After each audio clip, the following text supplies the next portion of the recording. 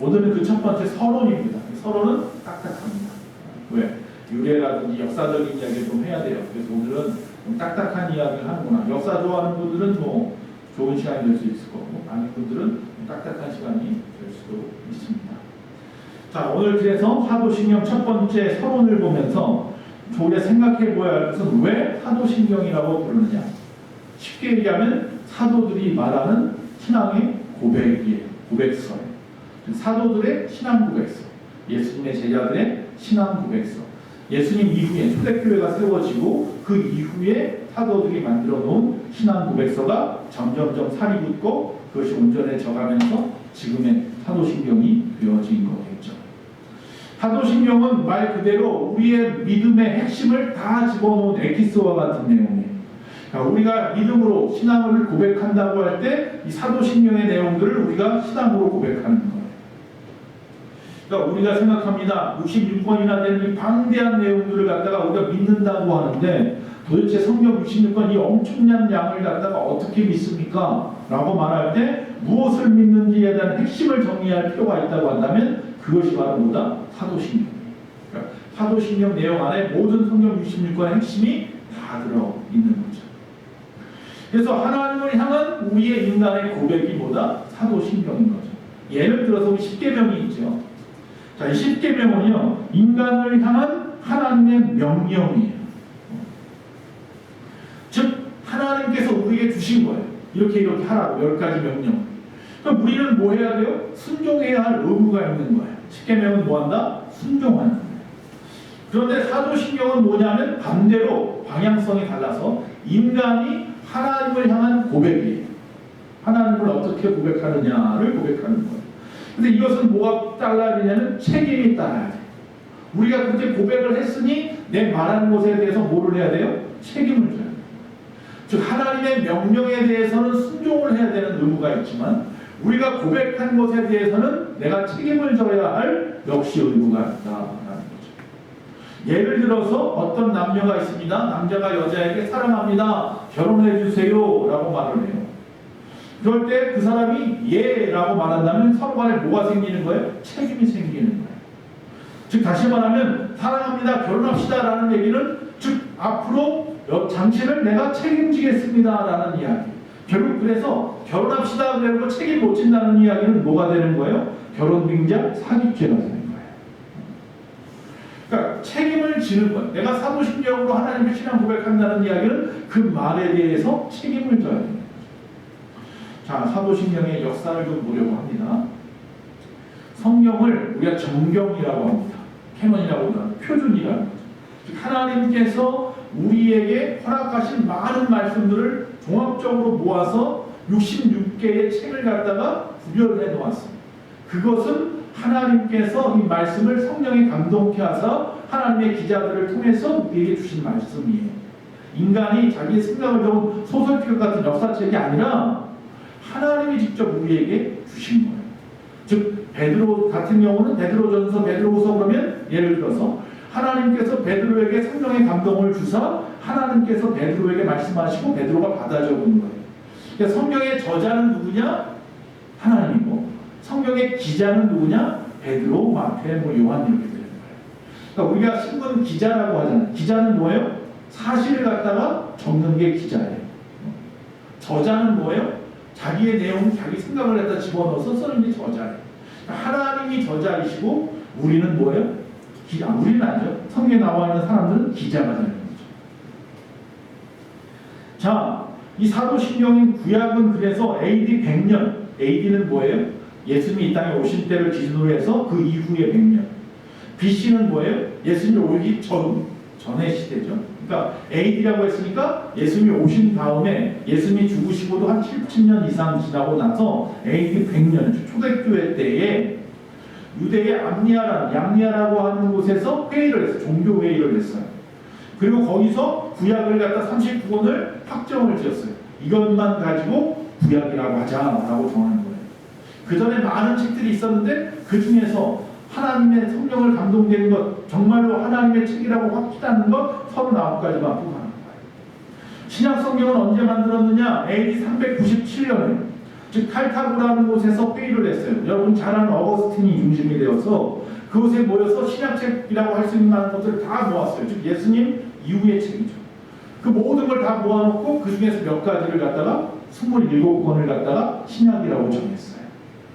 그렇게 해서 27권이 신약이 됐어요. 그래서 39권, 27권에서 구약과 신약이라고 하는 성경책이 만들어졌어요. 그리고 좀 약간 뭐라 그럴까요? 까다롭다고 할까요? 그 규정에서 조금씩 벗어나는 것들이 있어요. 그것을 위경이라고 하죠. 외경이라고 하죠. 이 외경은 천주교에서는 받아들여요. 카톨릭에서는 받아들이지만 기독교에서는 안 받아들이죠. 그리고 위경이라는 게 있어요. 위경은 이건 정말로 소설책 같은 내용이 있어요. 그런 것들은 천주교도 안 받아들이고 우리도 안 받아들이고 그냥 이런 책이 있다라고 참조만 하려고 가지고 있죠. 자, 그게 성경이란 말이에요.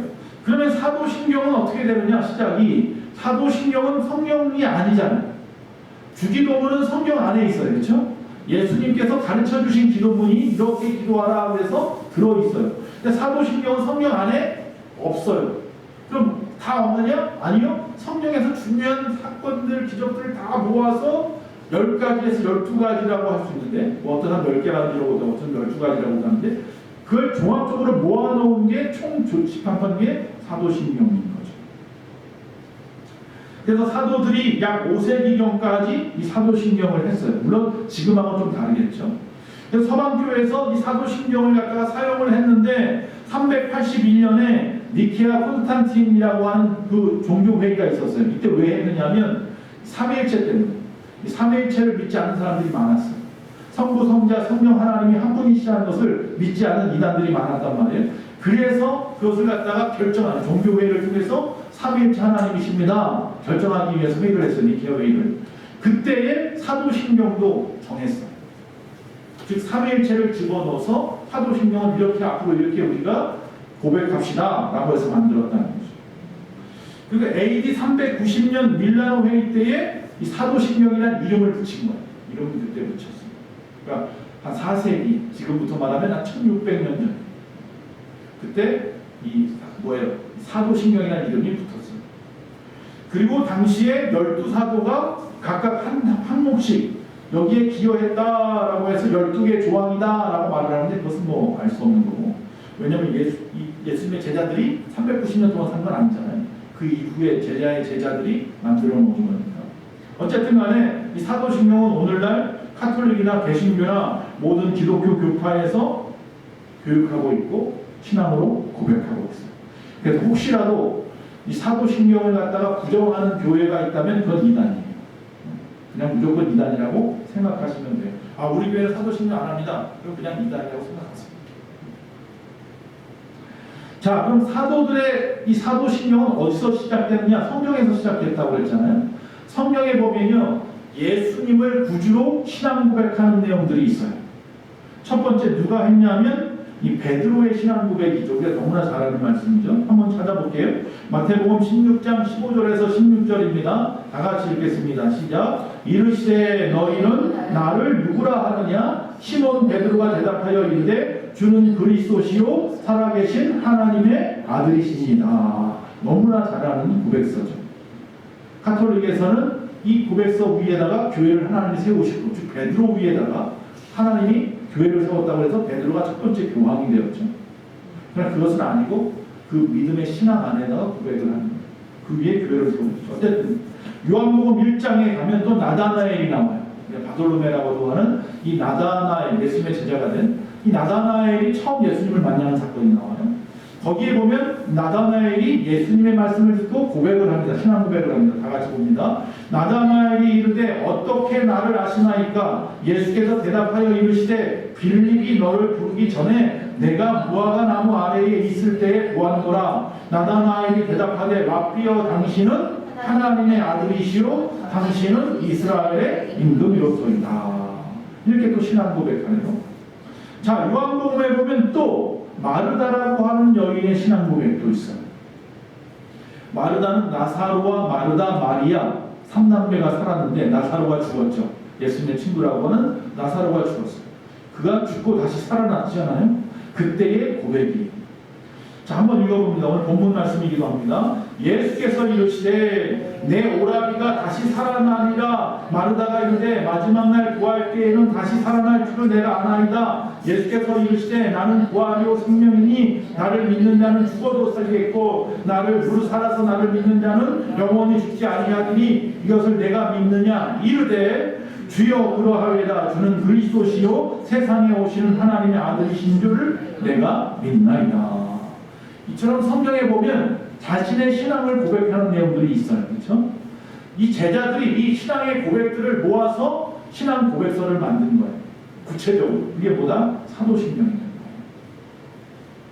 이 지금 보면 마태복음, 요한복음에 나와 있는 말씀, 베드로의 신앙 고백, 나다나엘의 신앙 고백, 마르다의 신앙 고백 보면 똑같은 내용이 뭐예요? 주님은 그리스도시구나, 하나님의 아들이시구나 라고 하는 거죠. 그걸 갖다가 사도신경 안에 집어넣는 거죠. 자, 도대체 초대교회에서는 왜 이런 신앙 고백이 필요했느냐? 자, 교회가 세워졌어요. 라마다락방에서 성령의 역사가 있고 난 다음에 그 지나가서 복음을 전하니까 3,000명씩 5,000명씩 회개하고 교회가 막 갑자기 폭발적으로 부흥을 했단 말이죠. 자, 엄청난 숫자가 몰려오는데 그들이 뭘 받기 원해요? 세례 받기 원하잖아요.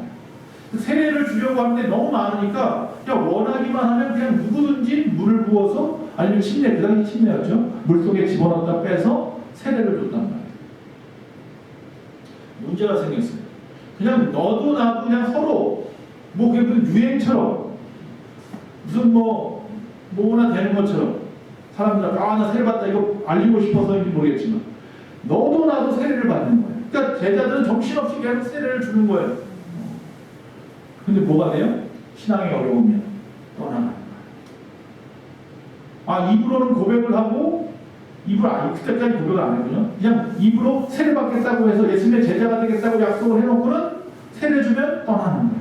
배교하고 떠나는 거예요. 우리가 교회 안에서 뭐 임시직이든 한시적인 것이든 뭐든 간에 하나님께서 세워놓은 직분들이 있단 말이죠. 그 직분을 갖다 세울 때는 뭐예요? 내가 그 말에 책임을 져야 된다고 그랬잖아요. 결혼합시다 했으면 그 말에 책임을 지는 것처럼 내가 교회의 성도가 되겠습니다. 우리 예수만교회의 집사가 되고 안수집사가 되고 권세가 되고 장로가 되겠습니다 했으면 뭐예요? 책임을 져야 된단 말이에요. 자, 그런데 이 3,000명, 5,000명 중에 세례를 줬더니 자꾸 떠나가네. 그래서 뭐가 필요해요? 신앙을 고백하게 하자. 세례 문답을 하게 되는 거죠. 그때부터 세례 문답 고백서를 만들었어요. 그래서 처음에는 단답형이었어요. 그런데 나중에 신앙 고백을 할 수 있도록 표준서가 만들어진 거예요. 자, 왜 이렇게 단답형에서 표준 신앙을 고백하게, 구체적으로 신앙을 고백하게 했느냐면 이단들 때문에. 이단들에게 그들이 뭐예요? 예수님을 하나님의 아들로서 믿지 않는다거나 삼위일체를 부정한다거나 하는 사람들에게도 무조건 하나님을 믿는다라고 말하고 줄 수 있잖아요. 그게 안 되게 하기 위해서 구체적으로 신앙을 고백하게 한 것이, 그래서 사도신경입니다. 사도신경은 먼저 뭐예요? 맨 처음에 세례 주기 위해서 만들어서 신앙을 고백했어요. 그러니까 보통 세례 주기 전에 뭐 외우라고 해요? 주기도문하고 사도신경은 외워야 합니다 라고 말을 하는 이유가 거기 있어요. 그 발전 과정을 보면 첫 번째는요, 2세기까지, 초대교회 때 초창기까지는 로마 신조라는 게 있어서 이건 아주 문답형이에요. 당신은 하나님의 아들을 믿습니까? 예수님을 믿습니까? 하나님을 믿습니까? 라고 하면 뭐 하면 돼요? 예 하면 됐단 말이에요. 그래서 그냥 예 하면 좋단 말이에요. 그랬다가 이제 4세기 이후로 로마 신조라는 것이 카톨릭에서 만들어집니다. 고백형이에요. 이제는 뭐냐면 고백을 해야 돼요. 전능하신 하나님 아버지를 내가 믿습니다. 입으로 시인을 해야 돼요. 그냥 내가 아니라 직접 내 입으로 시인하게 만드는 거예요. 그리고 750년경부터 이제는 우리가 지금 가지고 있는 이 사도신경과 같이 긴 구체적인 내용의 신앙 고백서가 나오게 되는 거예요. 나는 전능하신 천지를 만드신 하나님 아버지를 믿습니다. 여기서 중요한 게 뭐예요? 천지를 만드시니. 왜? 그 당시에 잡신들, 우상들, 이단들이 많았어요. 그래서 하나님도 하나의 그냥 잡신 중에 하나쯤으로만 생각하는 거예요. 그게 아니다라는 거예요. 오직 하나님만이 유일하신 하나님. 그래서 천지를 만드시니라는 말이 꼭 그 안에 들어가게 했습니다. 자, 이렇게 해서 성경의 이 사도신경은 조금씩 뭐예요? 변천이 되어가요. 그러니까 단답형에서부터 문답형으로, 문답형에서 신앙 고백서로 점점 커져갔죠. 여러분, 성경 역사라는 것이 다 그렇습니다. 그 역사 시대에 맞게끔 사용되어지는 거예요. 마태복음 26장 47절에서 51절에 보면요, 예수님이 겟세마네 동산에서 기도하시는데 갑자기 가룟 유다가 유다 병정들을 데리고 쳐들어왔어요. 그리고서는 예수님을 막 찾죠. 그때 베드로가 갑자기 옆에서 기도하다가 사실 졸았죠. 졸다가 갑자기 병정들이 쳐들어오니까 일어나가지고는 가지고 있던 칼을 꺼내가지고 말고라는 사람의 귀를 잘라버렸죠. 말고는 누구예요? 대제사장의 종이에요. 함께 왔던 사람이에요. 잡으려고. 말고라는 사람의 귀를 잘랐어요.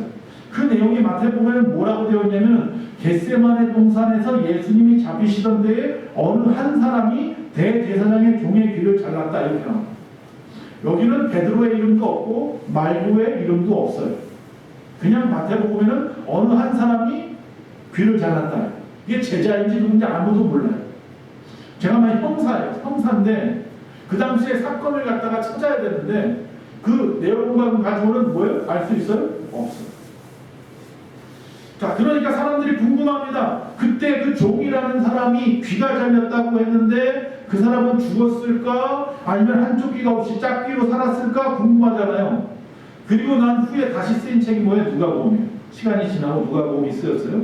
누가복음 22장 50절에서 51절에 보니까 거기다가 뭐 하나 첨가했는데 뭘 첨가했냐면 예수님이 그 귀를 다시 붙이셨다 이렇게 되어 있어요. 아, 이 사람 죽지 않았구나. 이 사람 짝귀로 살지 않고 다시 예수님이 붙여주셔서 두 귀로 살았구나 알았단 말이죠.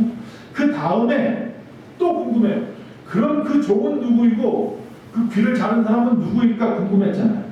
그러니까 또 다음에 또 뭐가 생겼어요? 요한복음이 나왔어요. 시간적인 순서에 따라서. 그러니까 요한복음에 보면 18장 10절에 베드로가 말고의 귀를 쳤다 이렇게 돼요.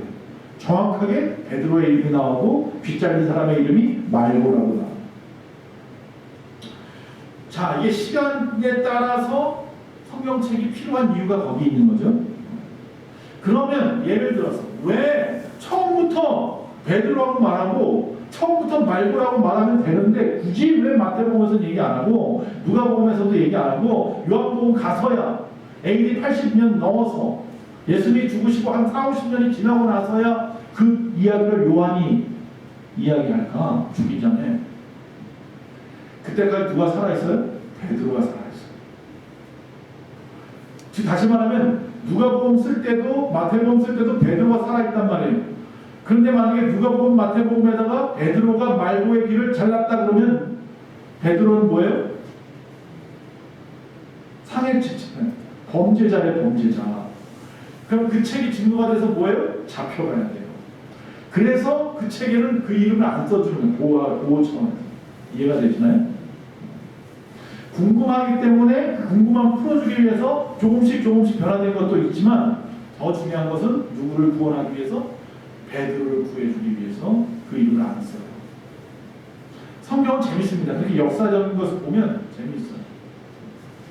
또 하나 예를 들면 마태복음 26장에 보면 한 여자가 예수님 마지막 십자가 못 박기 전에 종려주일에 한 여자가 찾아와서는 예수님의 그 발에다가 뭐예요? 향유 옥합을 갖다 부어요. 여자들이 결혼할 때 쓰려고 만들었던 향유 옥합이 있어요. 몇 천만 원짜리를. 그것을 갖다 다 부어요 발에다. 그리고 자기 머리카락을 떨어서 닦아주죠. 예수님 발을 닦죠. 예수님의 장례를 준비하는 거예요. 그때 가늠에다가 막 뭐라고 난리치잖아요. 야, 그 돈이면 가난한 사람을 도와줄 텐데 가난한 사람 도와주는 게 아니라 자기가 빼개니까 쓱 가지고 싶었던 거죠. 탐이 났던 거죠. 근데 여기에는 한 여자라고 나와요. 이름이 안 나와요. 그런데 역시 마찬가지로 마지막 사복음서 중에 마지막인 요한복음에 보면 12장에 정확하게 나와요. 그 이름이 마리아라. 이것도 역시 마찬가지죠. 예수님의 제자 중에 마리아라고 하는 여자가 있다는 것을 처음엔 이야기하지 않아요. 이 여자를 보호하기 위한 거죠.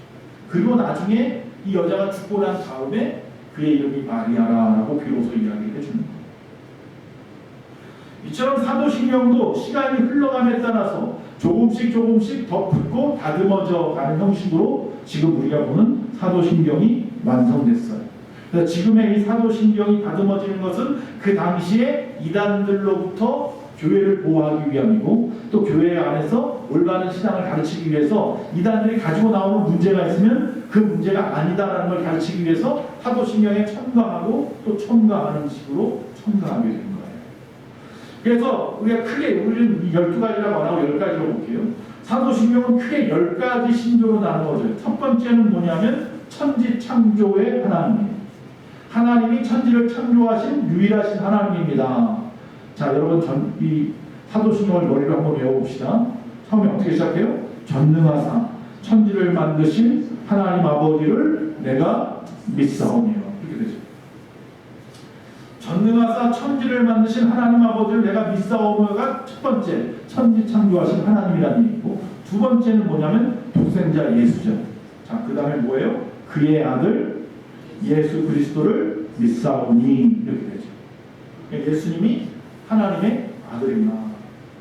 그의 외아들 예수 그리스도를 믿는다고 하잖아요. 세 번째, 성령의 인정으로 삼위일체를 고백한다. 이제 성령까지 해서 삼위일체 한 분이라는 얘기죠. 그래서 그는 성령으로 잉태되사 동정녀 마리아에게 나시고 여기까지. 예수님의 고난에 대해서 이야기합니다. 본디오 빌라도에게 고난을 받으사. 그 다음에 십자가에 못 박혀 죽으시고, 이게 죽으심이죠. 그 다음에 장사한 지 사흘 만에 죽은 자 가운데에서 다시 살아나시며, 이게 뭐예요? 부활이죠. 그리고 난 다음에 하늘에 오르사 전능하신 하나님 우편에 앉아 계시다가 승천하신 거죠. 그 다음에 저리로서 산자와 죽은 자를 심판하러 오시리라. 그래서 재림 있는 예수님께서 심판주로 다시 오실 것에 대한 재림에 대한 내용이죠. 아홉 번째, 성령을 믿사오며 거룩한 공교회와 성도가 서로 교통하는 것과 이렇게 되었죠. 이 공회라는 말 때문에 사실은 문제가 되는데, 이건 나중에 사도신경 이 공회 이 부분에 들어올 때 공회라고 하는데 어떤 분은 교회라고 하고 어떤 분은 공교회라고 하고 자꾸 단어를 바꿔서 쓰는 부분이 많이 있는데 그 이야기 나중에 할게요. 교회 공동체를 통해서 거룩한 교회에 대한 얘기는 마지막으로 예수님을 믿음으로 제사함을 받고 구원을 받는다. 자, 죄를 사하여 주시는 것과 몸이 다시 사는 것과 영원히 사는 것을 믿사옵나이다. 네, 여기까지 다 들었죠.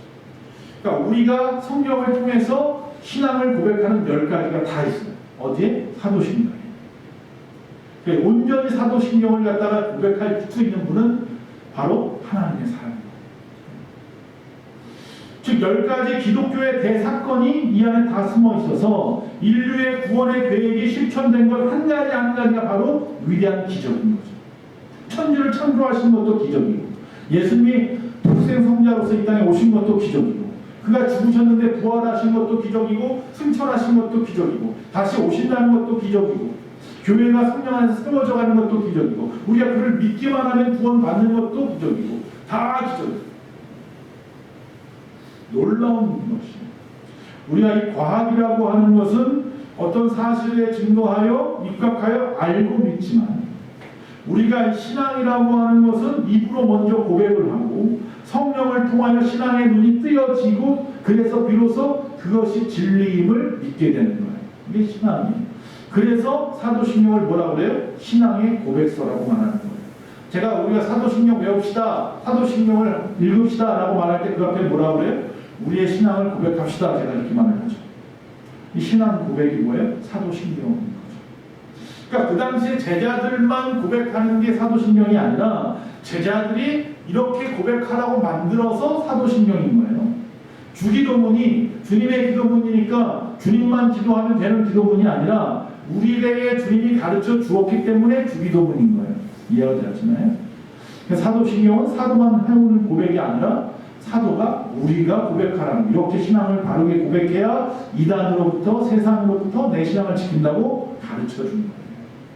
그러니 우리가 주기도문과 사도신경은 외울 수 있어요. 외우려 할 필요도 없어요. 교회 한 1년 동안만 다니면 제대로 그때그때마다 읽기 시작하면 아무리 못해도 1년에 365번을 읽게 되고 자연스럽게 외워져요. 저도 어렸을 때 처음 교회 나갈 때 초등학교 6학년이었는데, 그때 처음에 갔을 때 이제 중학교 되면은 세례를 받는다고 1년 동안 해서 준비해야 될 것을 가르쳐 주면서 이거 외우라고 그러는데 이걸 어떻게 외워? 그랬는데 외우지도 않았는데 외워져 있더라고요, 내 몸에. 할렐루야. 성령께서 이해하게 만드시고 믿어지게 만드시니까 고백하게 하시는 거예요. 걱정하지 마세요. 이제 우리는 우리의 신앙을 늘 고백하는 삶을 살아야 될 줄로 믿습니다. 그래서 다음 주 또 처음 시작하는 전능하사 천지를 만드신 하나님 아버지를 내가 믿사오며를 시작하도록 하겠습니다.